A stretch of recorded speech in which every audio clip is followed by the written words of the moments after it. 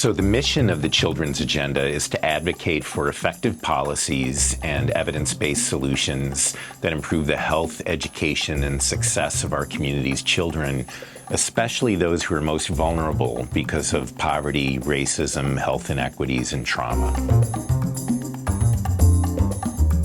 The Children's Agenda achieves its mission to create policy and funding change for children through collaboration with others. We like to say we never can get anything done alone. We're always reaching out to other coalitions, other organizations, and specifically to citizens, really, to parents and community members who are also pursuing change for children. So I work with my colleague Carmen Torres on what's called the Solutions Not Suspensions campaign.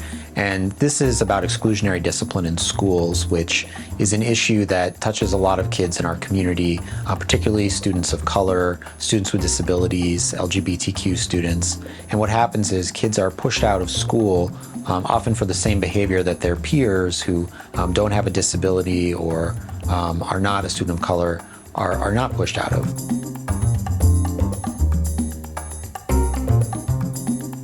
So everything that we do here at the Children's Agenda, the issues that we focus on are things that are important to parents and community members here in the city of Rochester.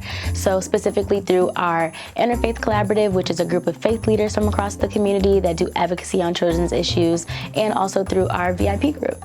So the VIPs are actually made up of parents and grandparents that initiate action via our information that we give them. So for example, if there's an issue they care about, we basically research that and then we move forward with any type of action that they would like to take, whether we go into the Rochester City School District board meetings or the City Council. So the parents are encouraged to go to board meetings at the Rochester City School District and speak to the commissioners there.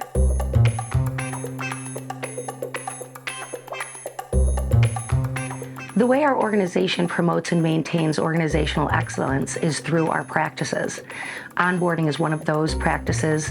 We take new employees and they meet one-on-one with myself and the CEO in the first few months, and we have them set up meetings with every single staff member, whether that's coffee or going to lunch, because doing our work well requires us to work together and value each other's contributions. We have 10 specific values that our board and our staff discussed within our last strategic plan and agreed that these are the guideposts and the North Stars that serve to tell us why we're in this work. And we're working with leaders at the state level to get more funding so that children will get services they need early on in life, because that's what really changes their life. That sets them on a whole new path if they get interventions early in life when their brain is developing at the most rapid pace. Of course, we're thrilled and honored by the recognition to be a finalist for this Effie Award by Elevate Rochester. We are internally driven here by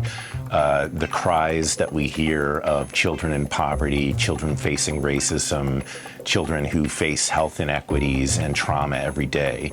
And that's why we do this work. That's why we respond to those cries, is to do whatever we can to support children in their path from cradle to career.